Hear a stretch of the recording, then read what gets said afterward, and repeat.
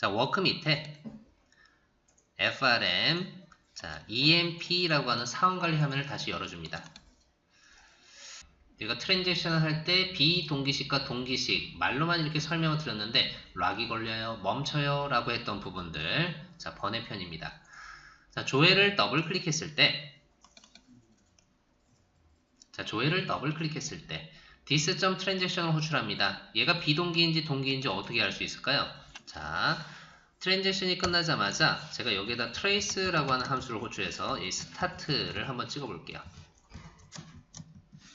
자, 조회 트랜잭션을 호출하자마자 start라는 trace를 찍어봤습니다. 자, 이 start를 복사해서요, trace를 복사해서요, tr_c라고 되어 있는 콜백 함수 호출하는 부분에 바로, 자, 여기는 start가 아닌 서비스가 끝났어요 라고 하는 end 부분을 붙여보죠. 자, 비동기식 서비스라고 한다면 자, 퀵뷰를 실행해서 조회를 실행했을 때 한번 예상해 보시죠. 하단 부분에 아웃풋 창에 스타트가 먼저 찍힐까요? 엔드가 먼저 찍힐까요? 자, 생각하셨으면 퀵뷰를 실행해서요. 자, 조회를 클릭합니다. 자, 비동기식이 이런 방식이에요. 하단 부분에 보시면 바로 스타트가 찍히고요. 그 다음에 바로 엔드가 찍힙니다. 이게 맞는 거 아닌가요? 네, 비동기식 맞습니다. 근데 this.transaction 해서 ds_emp라고 하는 요 데이터셋의 데이터가 다 조회되기 이전에 이 start라고 하는 로우가 찍힌다는 걸 명심하셔야 돼요. 여기서 하시지 마셔야 될 로직 행위가 바로 ds_emp를 가져왔다는 가정하에 여기에 get컬럼이나 set컬럼이나 이런 로직들을 여기서 쓰시면 될까요? 안 되겠죠.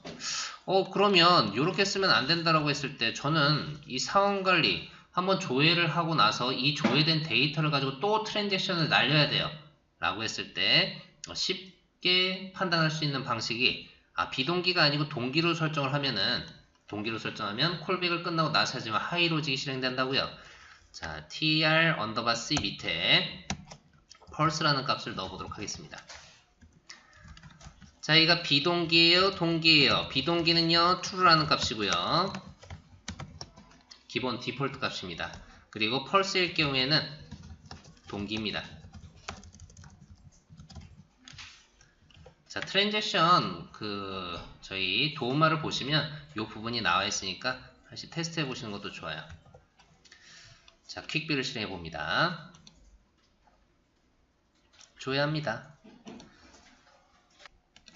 자, 그랬더니 요것만 그냥 계속 쓰면 되겠네요. end와 start가 찍힙니다. 트랜잭션이 호출되자마자 그대로 멈춰라. 언제까지? 리퀘스트 요청하고 클라이언트에 받아오고 그리고 서비스가 끝났어요. 콜백 함수를 수행하고 나서야지만 스타트를 호출하네요. 자, 이렇게만 쓰면 될까요? 안 돼요. 안 되는 이유. 자, 첫 번째, 먼저 웨이 커서에 뜨는 유무를 한번 보여드릴게요. 자, 왼쪽에는 비동기, 오른쪽에는 동기로 놓고 한번 비교를 해드리겠습니다. 자, 왼쪽에 비동기인 경우에는 조회를 빵빵빵 클릭할 때마다 이 중간에 웨이 커서라고 하는 웨이 커서 이미지, 저 지금 뭔가를 하고 있어요 라는 걸 알려주죠. 근데 동기를 아무리 클릭해봤자 얘는 지금 뭘 하고 있는 거지? 뭔가 대량의 데이터를 줘야 하는데 조회를 마구마구 누르려고 해요. 동기식이에요? 얘가 대체 뭘 하고 있는 거야? 라는 걸 알 수가 없어요. 개발자가 그러면 이미지나 이런 거 띄워주면 되지 않을까요? 라고 생각하시겠지만 또 쓰시면 안 되는 위치가 있습니다. 자, 어디가 있느냐? 자, 화면에서는 빠지지 않고 사용하는 이벤트 함수가 있어요.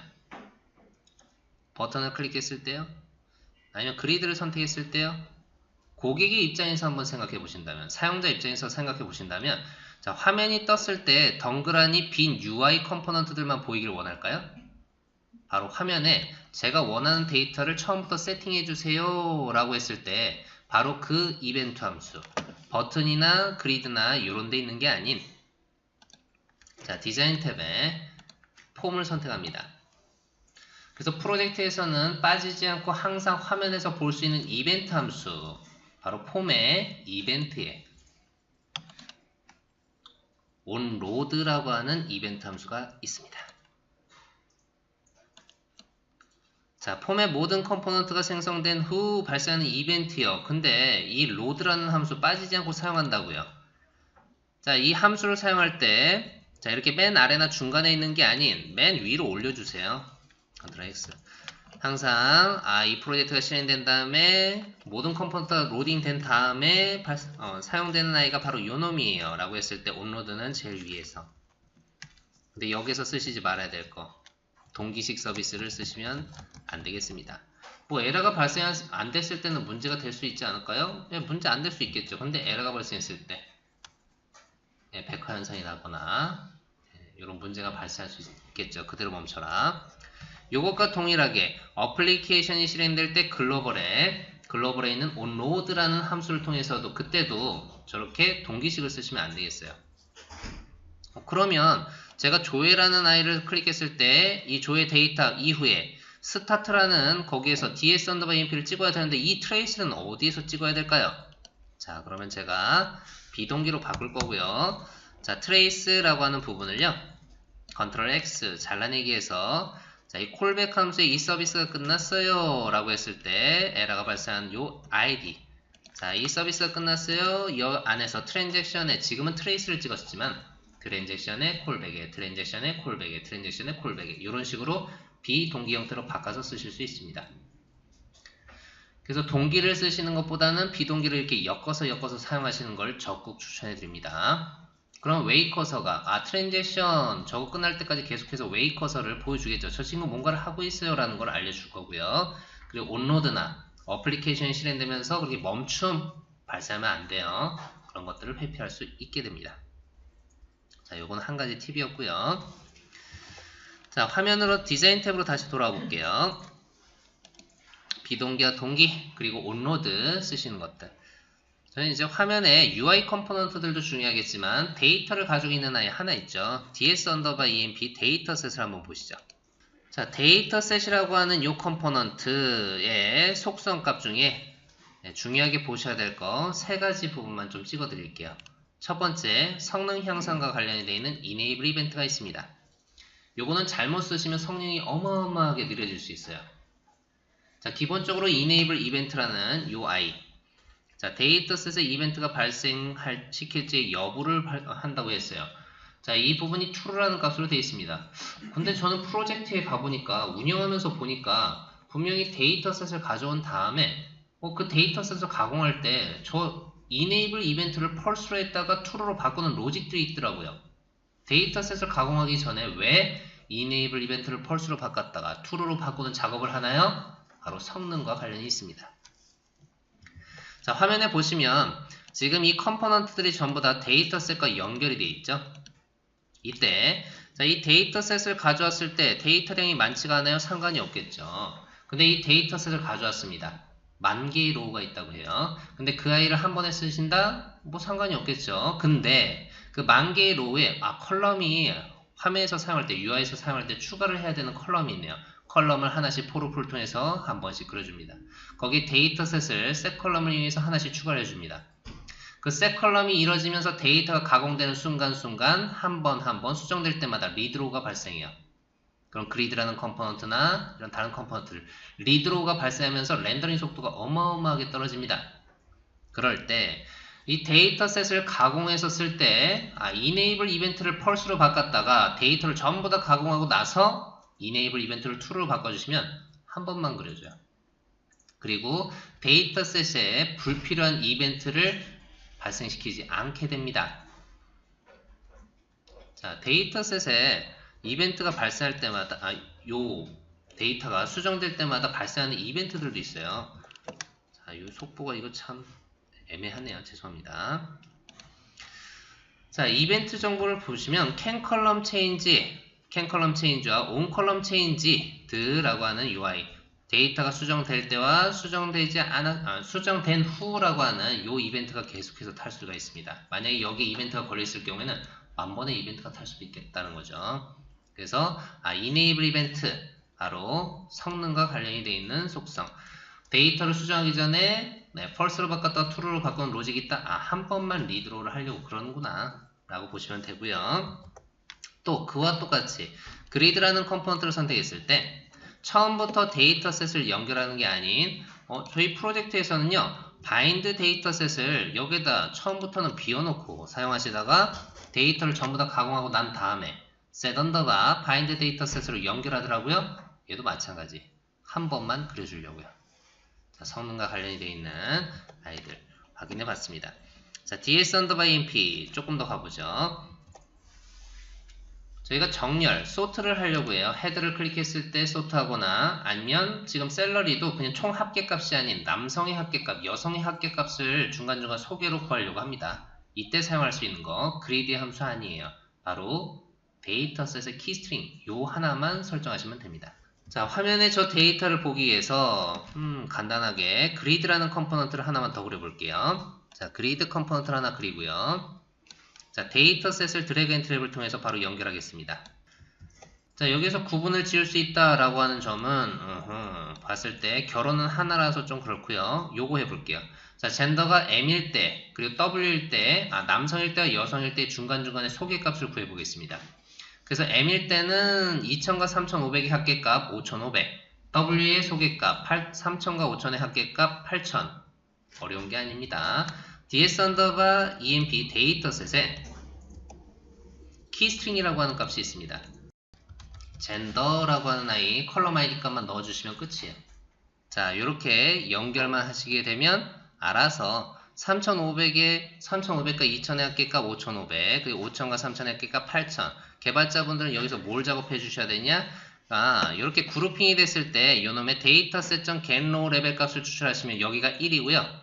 그룹이 안 된 아이들은 0값으로 뜨게 됩니다. 그럼 getRow 레벨 값이 1일 때는 요놈의 색상 값을 핑크나 옐로우나 이쁘게 소개값을 표현해 주시면 되겠죠. 거기에서 주의하셔야 될 거 홀수 라인이 될 수도 있고 짝수 라인이 될 수도 있으니 백그라운드 2라고 하는 속성값 같이 주셔야 된다는 거. 자, 두 가지. 자, 마지막 하나 데이터셋. 자, 유즈 클라이언트 레이아웃이라고 하는 이 정보는 모르시는 분들이 많으세요. 자, 유즈 클라이언트 레이아웃은 서버에서 준 데이터셋으로 그대로 갱신을 해버린다라는 의미가 있는데요. 자, 요거는 그냥 봐주시기만 하면 돼요. 이 데이터셋을 지우면 이전에 작업했던 내용들이 이제 무용지물이 될 수 있으니 봐주시기만 하세요. 자, ds underbar emp를 더블 클릭했을 때 컬럼들이 많습니다. 지금 8개의 컬럼이 있는데 전 이 중에 2개의 컬럼만 써볼게요. 다른 아이들은 다 날려버리겠습니다. 자, 삭제. 자, EMPL ID 값과 프론더바 네임 값 2개만 사용하겠어요 라고 해서 세팅을 했는데, 자, 저장하고요. 퀵비를 실행합니다. 클라이언트에 있는 데이터셋에는 지금 이 2개의 컬럼 정보만 존재합니다. 근데 조회를 빵 클릭하고 났더니 통신이 끝나고 나서 데이터를 확인해 봤더니 하이 언더바 데이트나 셀러리라고 하는 값이나 이런 값들이 화면에 보이게 돼요. 바로 통신을 통해서 가져온 데이터셋의 컬럼과 로우 정보 전부 다 컬럼 정보도 아예 그냥 갱신해 버립니다. 클라이언트에서 어떻게 만들었던 통신이 이루어지고 나면 바로 지금처럼 데이터셋의 유즈 클라이언트 레이아웃이 펄스로 되어 있을 경우에는 그냥 뒤엎어 버린다라고 보시면 되고요. 이 아이를 true로 바꾸시면 통신을 통해서 가져온 데이터는 똑같아요. 하지만 그 중에 똑같은 이름의 아이디만 갱신받고 실제 화면에서도 그 컬럼의 아이디 값만 사용이 가능합니다. 근데 이렇게는 거의 안 쓰세요. 서버에 있는 데이터셋과 클라이언트에 있는 데이터셋을 똑같이 쓰시는데 나중에 운영하시다가 비즈니스 쪽에 데이터셋에 컬럼이 추가되는데 그런 거 얘기 안 해주실 때 문제가 생깁니다. 이상하다. 분명히 저희가 저장을 날리는데 화면에 있는 데이터셋을 던지는데 없는 컬럼이 자꾸 날아가요.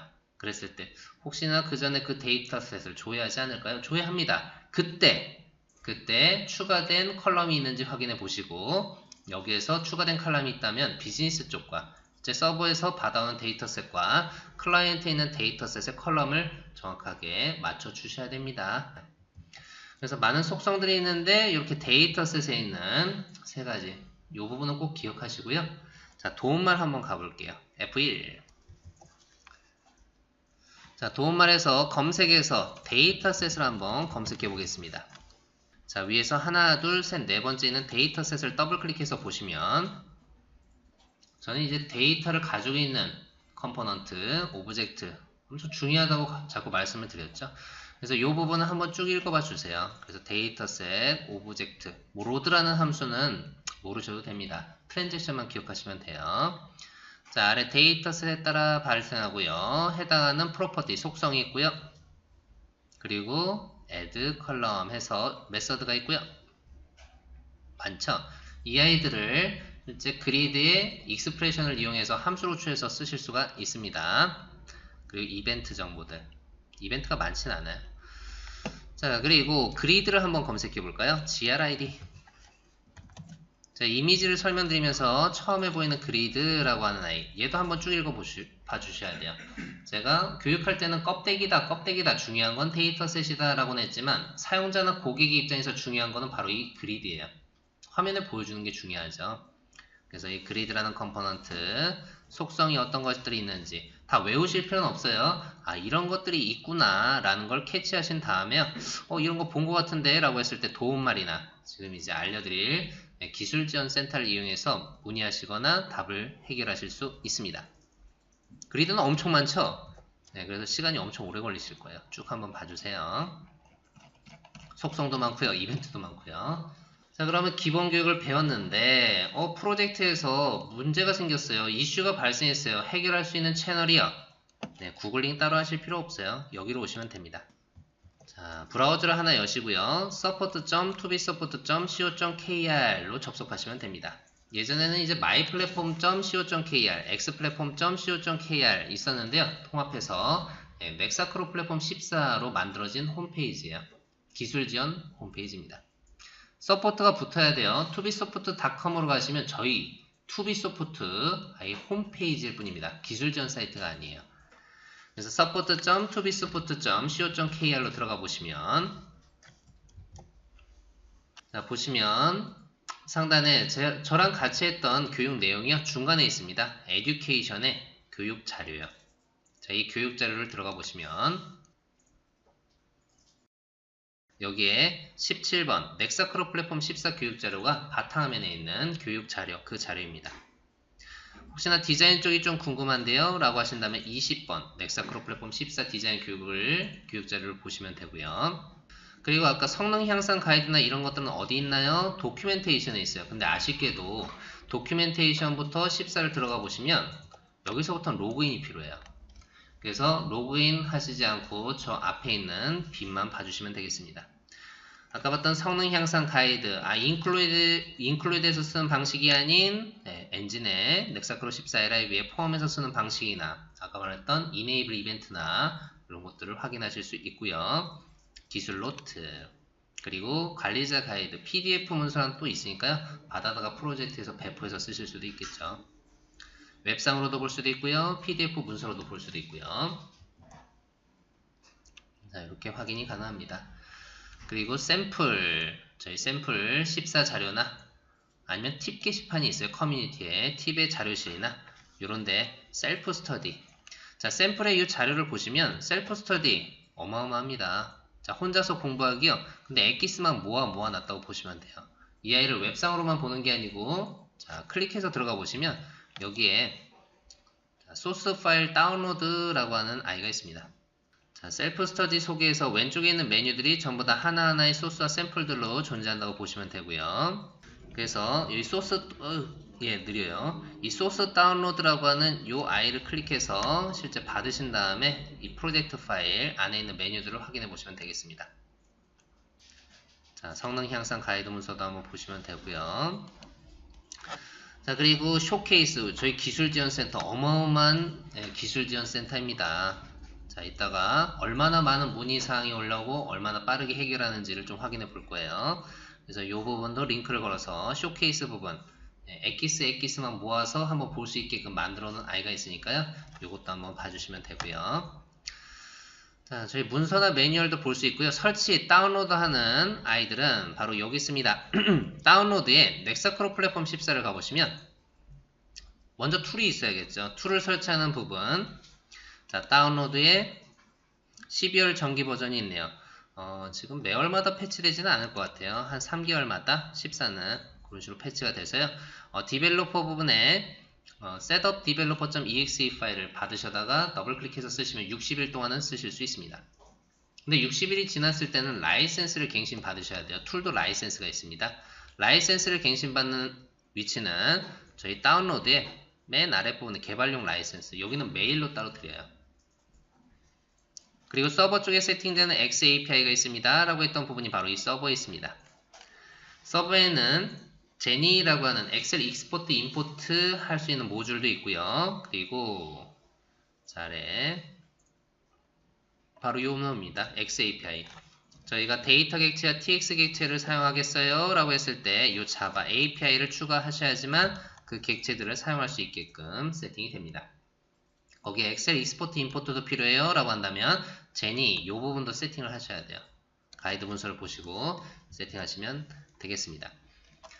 자, 근데 프로젝트에 문제가 생겼어요. 이 사항을 어떻게 해결해야 될까요? 총 3가지 방법으로 해결할 수가 있는데요. 첫 번째 방법은 기술지원 홈페이지에 들어가 보시면 자, 1588-789로 전화하시면 이 전화를 통해서 문의하실 수 있는데 이렇게 문의하셨을 경우에는 아마 개인이 로그인했을 때 이 정보가 남아있진 않을 거예요. 물론 우리 쪽의 DB 정보에는 쌓여있을 수 있겠죠.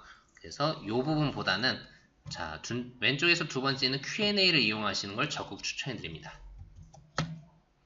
자, Q&A에 넥사크로 플랫폼 14를 가보시면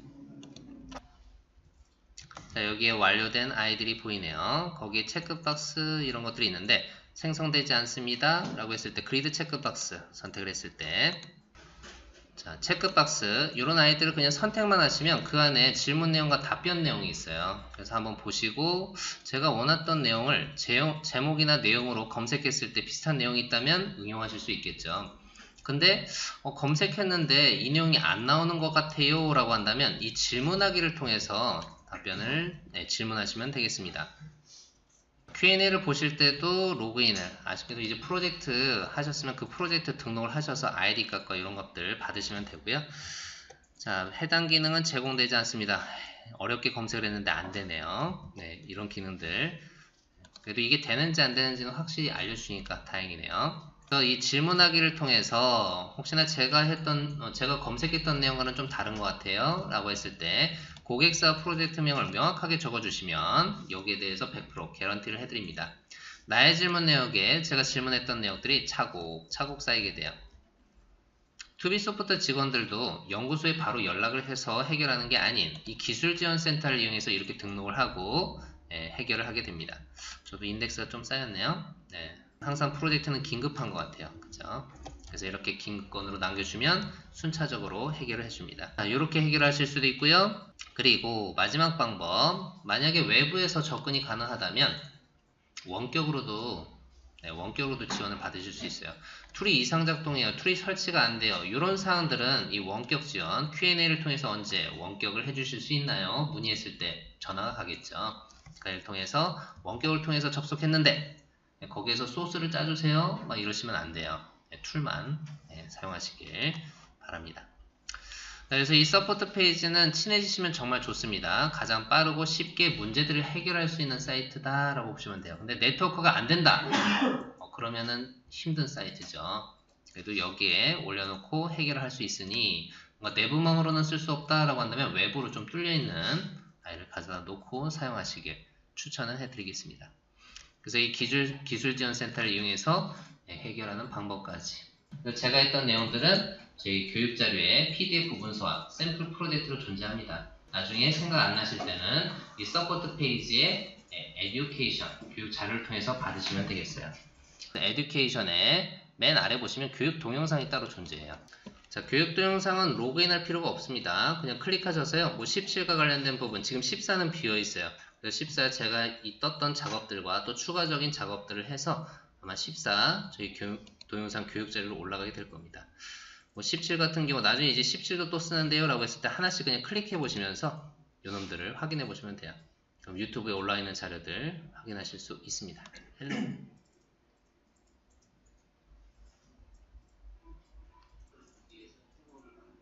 뭔가 소리가 들리나요? 네, 어디선가 익숙한 목소리가 들리죠? 네, 제 목소리예요. 그래서 피곤하실 때는 들으시면서 주무셔도 되고요. 이렇게 하나씩 따라하는 것들이 있더니 다른 제품을 사용하실 때에도 교육 받으시는 것도 좋고요. 이렇게 동영상을 통해서 먼저 확인해 보는 것도 있구나 라는 걸 확인하셨으면 되겠습니다.